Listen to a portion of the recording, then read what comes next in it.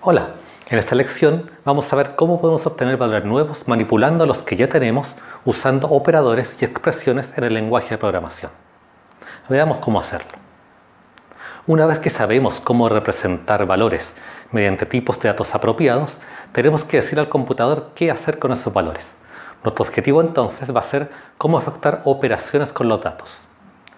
Y para esto necesitamos saber decirle al computador qué queremos hacer, qué operaciones queremos realizar. Por ejemplo, ¿cómo conseguir que si ingresamos el entero 5 y el entero 7, el computador nos responde aquí con el entero 12? Para eso vamos a utilizar símbolos, que llamamos operadores. Y en este ejemplo podríamos utilizar el símbolo más, que también representa un operador. Teniendo el operador más y los datos enteros 5 y 7, podemos ahora expresar el cálculo, que aquí no sabíamos cuál era, y escribir la expresión 5 más 7, que el computador puede evaluar a 12.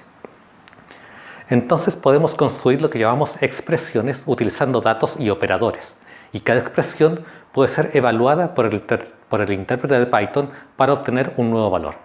Veamos primero cómo podemos operar sobre los tipos numéricos, int y float.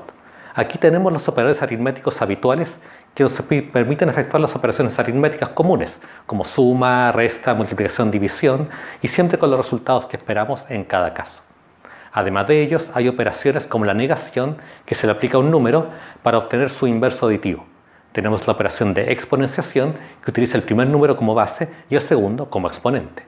También tenemos la operación de división entera, que efectúa una división, pero entrega solamente la parte entera del cociente e ignora el resto. Y la operación módulo, que entrega el resto de la división del primer número por el segundo número. Pero también podemos escribir operaciones o expresiones que sean bastante complejas. Por ejemplo, si escribimos esta expresión que se ve bastante larga y temible, ¿cómo lo evalúa Python? Si escribimos esto, Python nos dirá que el resultado naturalmente es 1, pero hay que entender bien por qué ocurre esto. Cuando tenemos más de un operador en una misma expresión, esta se evalúa siempre de acuerdo a la precedencia de los operadores, la prioridad que tienen. Y cuando tenemos operadores con la misma precedencia, estos se evalúan de acuerdo a su regla de asociatividad. Y ahora, ¿cuáles son estas reglas tanto de precedencia como asociatividad? Si hacemos un poco de memoria, estas reglas las conocemos desde nuestros cursos escolares de matemática. Si utilizamos los operadores de agrupación o que conocemos típicamente como paréntesis, le podemos dar prioridad a ciertas expresiones que se evalúan siempre en primer lugar y siempre de adentro hacia afuera. Dentro de ellas, las operaciones se evalúan de acuerdo al orden que está indicado en la siguiente tabla. Primero, las operaciones de exponenciación, que tienen asociatividad de izquierda a derecha. Aquí sí vemos que si escribimos 2 elevado a 3 elevado a 2, primero se evalúa 3 elevado a 2, que es 9, y luego 2 elevado a 3, que es 512. Tenemos también las expresiones unarias, que se aplican a solamente un entero y se aplican antes que las operaciones de división y de multiplicación. En tercer lugar, las operaciones de multiplicación y de división, que se evalúan también con la asociatividad de izquierda a derecha. Y finalmente, la menor prioridad la tienen las operaciones de suma y resta, también con asociatividad de izquierda a derecha, como podemos ver en el ejemplo de aquí abajo. Otro tipo importante de operador son los operadores de comparación, que aquí tenemos el menor igual, el mayor igual, el distinto y el operador de igualdad. Estos operadores se aplican siempre a valores numéricos y entregan como resultado siempre un valor de tipo bool. Esto significa que entrega un valor que puede ser verdadero, true, o falso, false. Tenemos también los operadores de tipo lógicos, que se aplican a uno o a dos valores de tipo bool y entregan otro valor de tipo bool. Estos son la negación, que invierte el resultado de un valor lógico, la conjunción lógica AND, que entrega true solamente cuando ambos valores son verdaderos, y el operador de disyunción lógica OR, que entrega true cuando al menos uno de los valores es verdadero.